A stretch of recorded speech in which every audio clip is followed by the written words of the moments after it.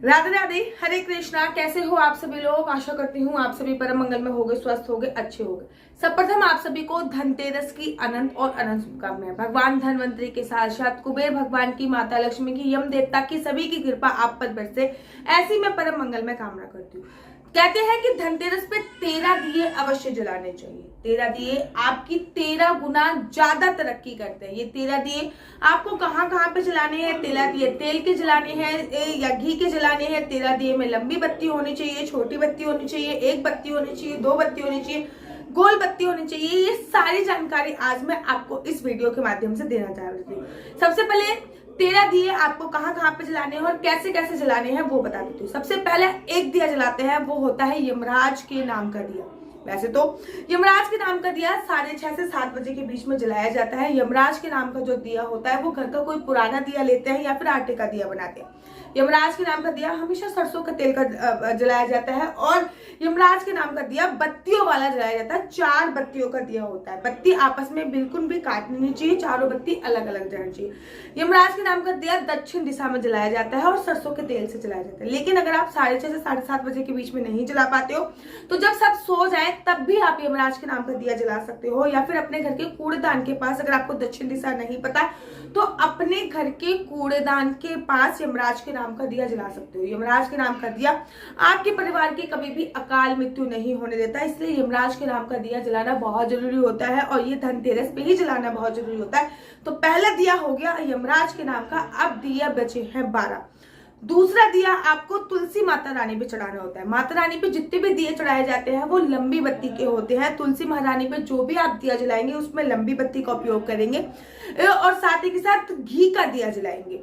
तुलसी माता रानी पे अगर आप घी का दिया जलाते हो तो घी का दिया, लंबी बत्ती अर्थात घी का दिया जो होता है वो ठहराव लेके आता है आपकी जिंदगी पे। और तुलसी माता पे दिया जलाना बहुत ज्यादा पुण्य का काम होता है। वैसे भी कार्तिक का महीना चल रहा है।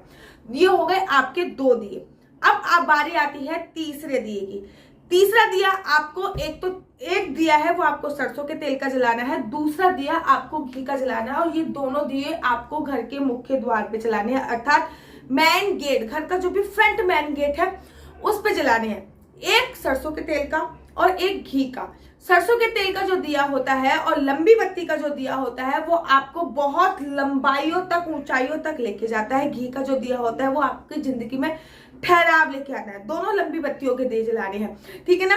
दोनों के दोनों जो दिए होंगे लंबी बत्ती का जलाना है, लेकिन एक सरसों के तेल का जलाना है और एक घी का जलाना है। इस कुल मिला के 4 दिए मैंने आपके बता दिए। अब बात करते हैं 5वें दिए की।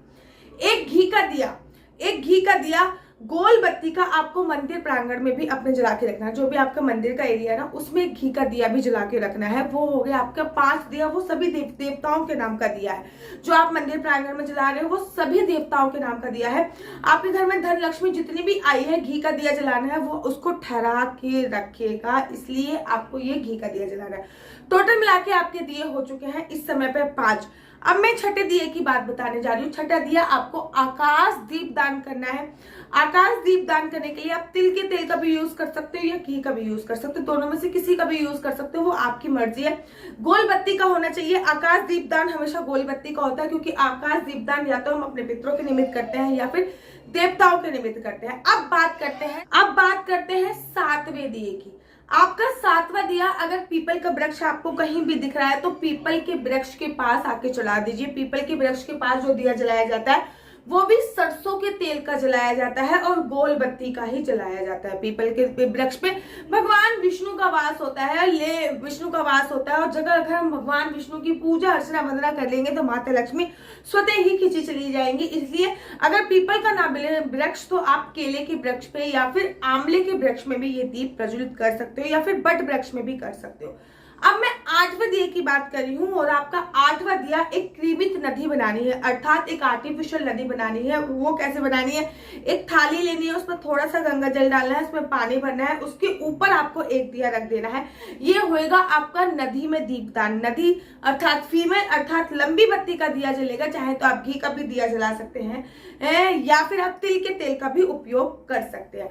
उसके बाद अब मैं आपके 9वें दिए की बात कर रही हूँ। 9वें दिया जो होगा वो आपकी खिड़की पे जलेगा। गोल बत्ती का दिया बनाया जाता है और चाहे तो आप तिल के तेल का भी जला सकते हैं या घी का भी जला सकते हैं, वो पूरी तरीके से आप पे निर्भर होगा। अर्थात किसी भी प्रकार की खिड़की पे जलाने का मतलब होता है आपके घर पे किसी भी प्रकार की नकारात्मक ऊर्जा को रोकना। हाँ, अब मैं बात कर रही हूँ 10वें दिए की। 10वां जो दिया होगा वो आपके घर के बाथरूम में जलाया जाता है, आपके घर की नेगेटिविटी को दूर करने के लिए। नेगेटिविटी को दूर करने के लिए बाथरूम में जो दिया जलाया जाता है वो हमेशा सरसों के तेल का जलाया जाता है और जो लंबी बत्ती का दिया जलाया जाता है। अब मैं बात करती हूँ 11वें दिए की। 11वां दिया जो है वो आपके अपने घर में जलाया जाएगा। घर इन द सेंस बेडरूम में या फिर ड्राइंग रूम में भी जला सकते हैं। अब बात कर लेते हैं 12वें दिए की। वो आपको किसी भी मंदिर में जाके जलाना है।